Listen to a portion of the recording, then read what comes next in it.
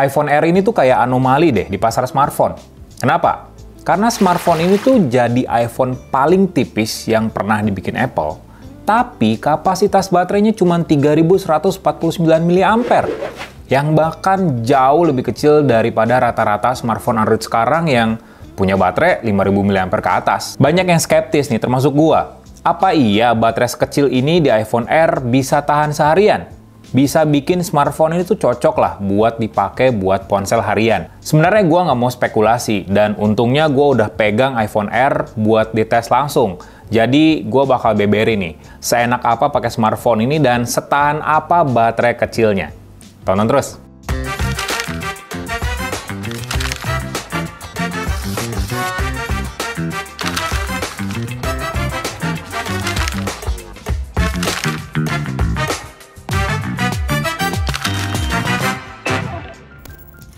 Oke, sebelum kita bahas soal baterainya nih, kita lihat dulu lah ya, kayak gimana sih spesifikasi dari iPhone Air ini. Karena sebenarnya smartphone ini tuh kenceng banget. Chipsetnya aja udah pakai A19 Pro, yang setara dengan iPhone 17 Pro maupun 17 Pro Max. Bedanya tuh cuman di GPU aja, karena versi GPU di A19 Pro iPhone Air ini cuman 5 core aja. Tapi satu sih yang disayangkan, dan ini tuh jauh berbeda dengan Samsung Galaxy S25 Edge. Kalau Samsung, meskipun tipis, masih ada vapor chamber-nya ya, seenggaknya buat sistem pendingin biar smartphone-nya nggak gampang overheat. iPhone Air ini udah chipsetnya kenceng, ternyata nggak ada sistem pendingin sama sekali di dalamnya. Sebenarnya ini diwajarkan sih ya, karena secara dimensi iPhone Air tuh tipis banget memang. Dan ya, buat menopang chipsetnya yang kenceng tadi, baterainya cuman 3149 mAh, bahkan setengah lebih rendah dibandingin sama smartphone Android sekarang. Sekarang mah rata-rata udah 6000 mAh, bahkan 7000 mAh.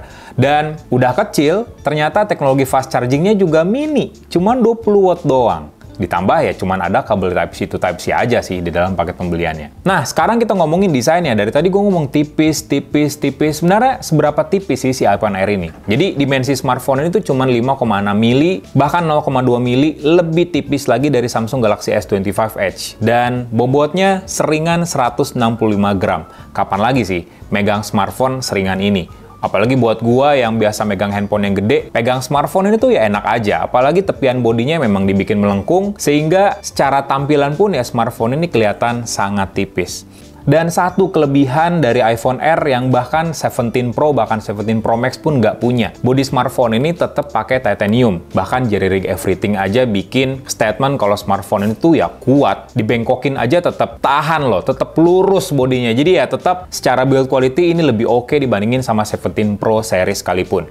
Sekarang ke bagian depan. Smartphone itu ya punya layar yang sebagus 17 Pro juga. Ukurannya 6,5 inch dan panelnya pakai LTPO Super Retina XDR OLED. Resolusinya udah tinggi dan udah dukung ProMotion 120 Hz juga, jadi lebih kelihatan satset dan secara visual enak lah buat dipandang di dalam maupun di luar ruangan. Nah, sekarang kita bahas materi utamanya. Baterainya kayak gimana? Jadi, gua ngetes nggak pakai aplikasi benchmark ya buat ngetes baterai ini. Gua malah pakai HP ini sebagai pengganti iPhone 16 Pro Max. iPhone yang menurut gua udah enak banget, baterainya pun gede, sekali ngecas sehari bahkan bisa sampai larut malam. Agak nekat sebenarnya pakai HP ini buat daily driver. Gua pun bisa dibilang power user ya. Jadi nggak cuma sekedar buka WhatsApp atau medsos, bahkan gua akses email, bolak-balik buka notes, kerja di smartphone ini, bahkan juga main game. Dan main gamenya pun nggak cuman game biasa kayak di Android, enggak. Game portingan bahkan yang cuman ada di iPhone, iPad, maupun di Mac. Kayak Assassin's Creed, Prince of Persia, bahkan Resident Evil gue mainin di smartphone ini.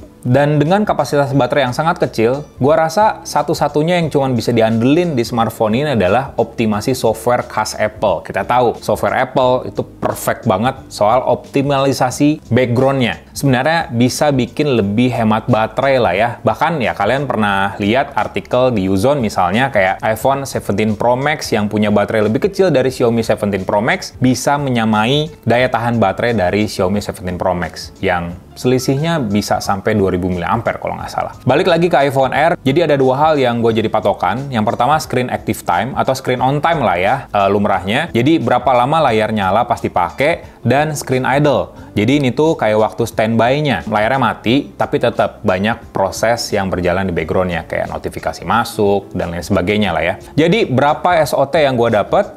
Dari pengujian, iPhone Air itu rata-rata dapetin screen on time di 3,5 jam sampai 4,5 jam. Tunggu, jangan judging dulu. Angka ini emang kebilang standar, tapi menurut gua ini lumayan impresif kalau kita lihat kapasitas baterainya yang sangat kecil. Ingat sekali lagi, ini cuma 3000-an mAh doang. Terus buat gaming, jadi gue pakai buat ngetes main beberapa game AAA dan punya pola yang sama. Kayak misalnya Assassin's Creed Mirage yang gue mainin di smartphone ini di grafis high alias rata kanannya yang bisa disanggupin oleh smartphone ini selama 30 menit intens. Dan baterainya cuman berkurang di rentang 8-10% aja. Kalau dikalkulasi nih secara teori lah ya, main game seberat ini selama 1 jam misalnya ya paling cuman habis sekitar 16-20%. Dan secara teori lagi, kalau dikalkulasiin lagi secara lebih besar, iPhone Air bisa dipakai main game non-stop sampai 5 jam penuh. Sampai bener baterainya habis banget gitu. Gue sendiri paling lowbatnya itu di sekitar 4-5%. iPhone Air bisa ngasih total waktu penggunaan lebih dari 12 jam. 12 jam lebih dikit, nggak nyampe 13 jam sih. Tapi ya, untuk kapasitas baterai sekecil ini sebenarnya ini hasil yang impresif. Artinya apa? iPhone Air itu adalah smartphone yang sebenarnya pas buat skenario 9 to 5. Buat kalian para pekerja, bangun pagi, ngecas sampai penuh, terus dipakai smartphone-nya buat harian, ya sorenya pas pulang, smartphone ini masih hidup, masih punya baterainya. Ya seenggaknya buat nemenin kalian dari pagi sampai jam pulang kantor, terus komuter naik kereta, dan sampai rumah lah. Gue sendiri yang sebelumnya pakai iPhone 16 Pro Max, ngerasa baterai ini emang impresif untuk kapasitasnya yang sangat kecil. Tapi ada satu kompromi besar sebenarnya.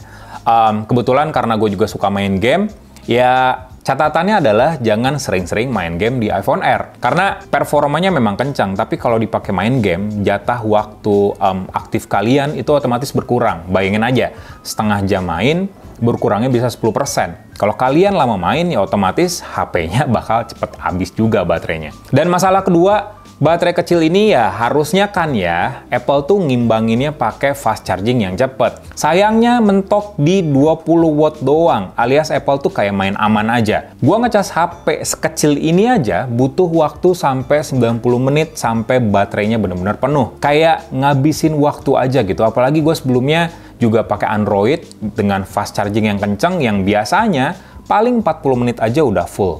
Tadi kan lu tadi udah bahas baterai ya. Kalau lu main game tuh gimana tuh? Kan tipis banget tuh HP.